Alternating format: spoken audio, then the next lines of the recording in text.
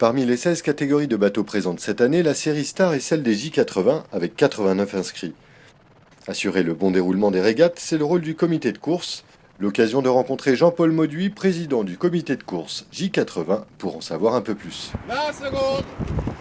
20 secondes de la minute. Le rôle du comité de course, c'est dans un premier temps déjà briefer toute son équipe, parce qu'il dispose d'une équipe pour travailler, il n'est pas seul, avec différentes embarcations, différentes compétences et fonctions. Après, il choisit la zone de course par rapport à la zone qui lui a été attribuée.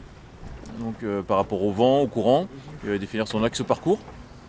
Parce que nous, sur les J80, on va être sur des parcours bananes, des parcours construits, avec une bouée au vent, une bouée sous le vent, donc il sera implanté dans l'axe du vent. Une ligne qu'on souhaite en gros perpendiculaire à cet axe parcours et au vent. Donc une fois qu'on a mis en place notre parcours, en gros on a dessiné le terrain de jeu. Contrairement aux autres sports, nous on n'a pas de ligne au sol. Et donc on va pouvoir envoyer le départ. Donc pour la procédure de départ, elle va être en deux phases. Une première phase, on va envoyer un pavillon orange, qui signifie que le parcours est en place, la ligne est mouillée, au minimum 5 minutes avant la procédure de départ. Donc à 5 minutes, on envoie le pavillon de la classe. Donc on informe la classe qui va partir. À 4 minutes, ce qu'on appelle le signal préparatoire. Le signal préparatoire va donner les conditions pour réparer en cas d'infraction lors du départ. On a le P, on a le Z, le I et le pavillon noir, qu'on connaît tous maintenant. Voilà. À 1 minute du départ, on va affaler ce pavillon préparatoire. Puis, au moment du départ, on va libérer la flotte en affalant le pavillon de classe. Si à ce moment-là, des autres bateaux sont au-dessus de la ligne de départ, donc sont du côté parcours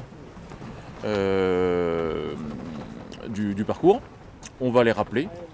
Donc on leur signaler leur faute par soit l'envoi du pavillon X, soit l'envoi du pavillon Y. Pavillon X lorsqu'on a identifié tous les bateaux devant réparer, devant revenir. Pavillon Y lorsqu'on n'est pas en mesure d'identifier tous les bateaux, là on rappelle toute la flotte. La particularité des J80, c'est l'arbitrage direct. 2 bateaux semi-rigides avec 2 juges à bord suivent les régates. Il s'agit finalement d'arbitres qui veillent au bon déroulement des règles de course, la priorité étant évidemment d'éviter tout contact. En cas d'infraction, le bateau fautif doit effectuer une pénalité qui correspond ici à un tour complet avant de reprendre sa route en course. Et une fois qu'on a fini le nombre de tours préconisés, ils se dirigent vers l'arrivée. Et là, ils franchissent une ligne d'arrivée où on les pointe. Alors, ordre d'arrivée. Alors nous, c'est en monotypie, on n'a pas de temps.